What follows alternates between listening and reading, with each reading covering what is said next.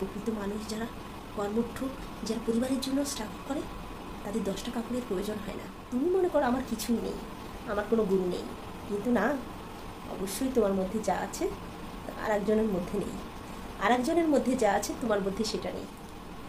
জীবনে কিছু পাই বা না পাই, তো একটা কথাই শিখেছি, তোমার ছেঁড়া পোশাকটা, তোমার পোশাকটা যদি ছেঁড়া হয়, তাহলে মনে করো এই পোশাকটার আড়ালে অনেক ভালো জিনিস তোমার জন্য অপেক্ষা করছে। আমাদের এক স্যার বলতো, তুমি ছেঁড়া কাপড় পরেছো তাতে কি হয়েছে, তোমার পোশাকটা পুরাতন তাতে কি হয়েছে, তোমার পোশাকটা পরিষ্কার আছে কিনা সেটা ভেবে দেখো। তো তোমার পোশাক যদি পরিষ্কার থাকে, তার উপর কিন্তু তোমার ব্যক্তিত্ব নির্ভর করে। আর ব্যক্তিত্ব হচ্ছে এমন একটা গুণ যেটা প্রত্যেকেরই মধ্যে কিন্তু থাকে। এই জন্যই আমি মূল প্রশ্নে আসি, ছেঁড়া কাপড়।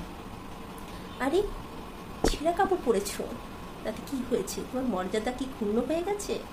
ছোটবেলায় চিন্তা করে দেখো, ছোটবেলায় সবাই ন্যায়টা ছিল, এবং সেই ছেঁড়া কাপড় যখন তুমি হামড় হাঁটতে, যখন তুমি এক পা দুপা করে গুটি করতে, তখন তোমার প্যান্টটা ছেঁড়া থাকতো।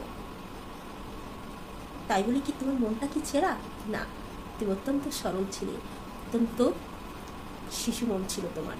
ঠিক এইভাবে যখন আমরা আস্তে আস্তে বড় হই, তুমি কিন্তু কিছুই বুঝতে না তখন, তাই না? প্রত্যেকের জীবনেই ছেঁড়া কাপড়ের ইতিহাস আছে, আমি বলি। কিন্তু এখন তুমি বড় হয়েছো, তোমার স্ট্যাটাস বেড়েছে, তোমার সম্মান বেড়েছে, তোমার প্রতিপত্তি বেড়েছে, নো নেভার। কিন্তু তোমার যে পোশাকটা তুমি ইচ্ছা করেই বদলাওনি, এর কারণটা কি জানো?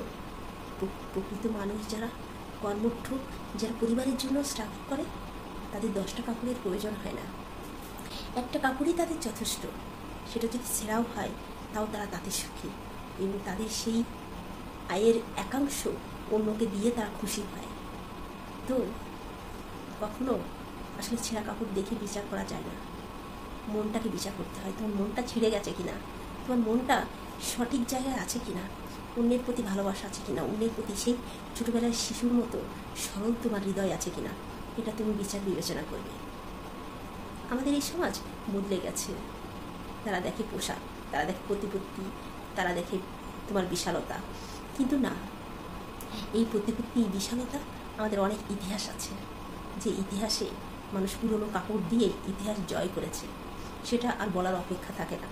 তবে আমাদের মন মানসিকতাকে আগে সরলতা করতে হবে, আগে শিশুর মতো করতে হবে, ছেঁড়া কাপড়ের মনোভাব থেকে বেরিয়ে আসতে পারবো। ওকে কি আর? তো মনটাকে অবশ্যই আমাদের পরিচ্ছন্ন করতে হবে। মন পরিষ্কার তো তোমার আশেপাশে সব কিছুই তোমার কাছে পরিষ্কার।